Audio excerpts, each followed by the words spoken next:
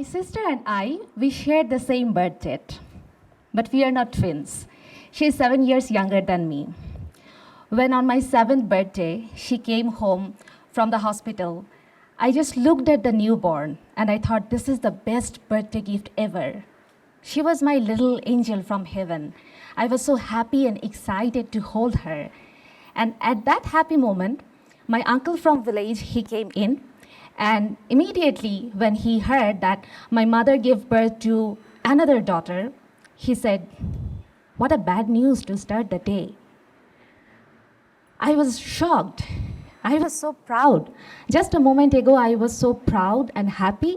And then this man is saying, it's a bad news. I was confused. I started questioning myself that, is it my mother's fault that she couldn't give birth to a son? Is it my fault? I'm a girl too. Is it my fault that I'm a girl?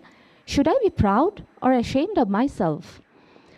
Now, I was just a 7-year-old shy little girl. I couldn't ask this question to anyone. I couldn't ask my parents.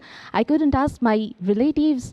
So I turned to the only friends I had at that time, and those were old books. Hundreds of old books that belonged to my father.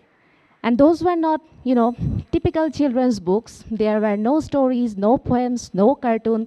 It was all about science fictions and autobiographies and travel journals. I loved reading them. I literally spent my childhood with them. My friends were people like Mahatma Gandhi, Albert Einstein, Abraham Lincoln. They were my best friends. They were my childhood heroes. And they made me believe that I could be one of them. I could be one of them. I could be like them if I want to. So while I was literally consuming all those books and building my world of imagination, my dreams, my parents, my society, they didn't move with me. They stayed where they were. So soon the time came when I was supposed to take a decision that what should I study, what should my future career be. And everyone around me, they were saying that, you should either be a doctor or a teacher. Now, they didn't say it because they wanted to see me a very successful professional.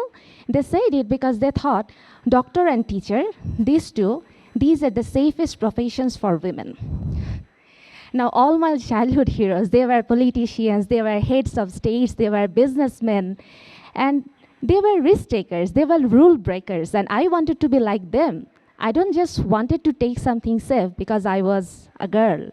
So I thought, I want to study business. I wanted to be a businesswoman. And my parents thought I was crazy.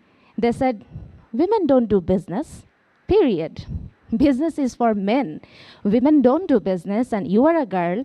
You are from a religious minority community in Bangladesh, and you should not do business.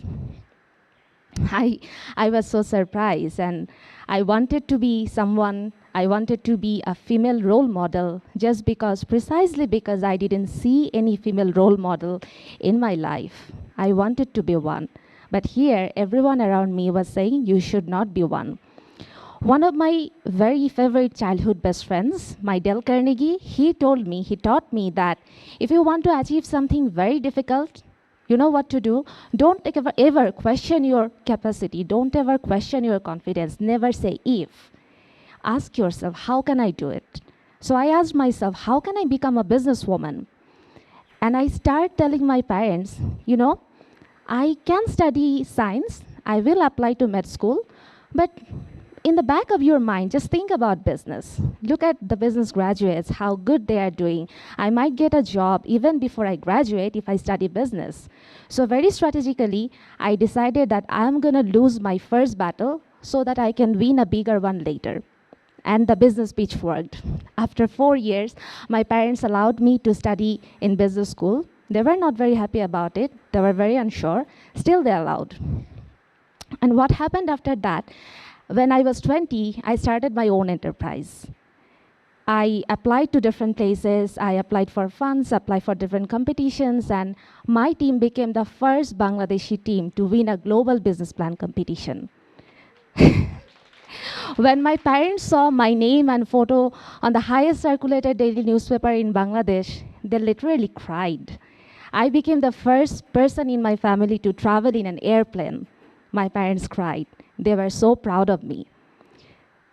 And nowadays, I hear them when the admission season of the year starts, I hear them that they are giving advices to other people how to get into business school.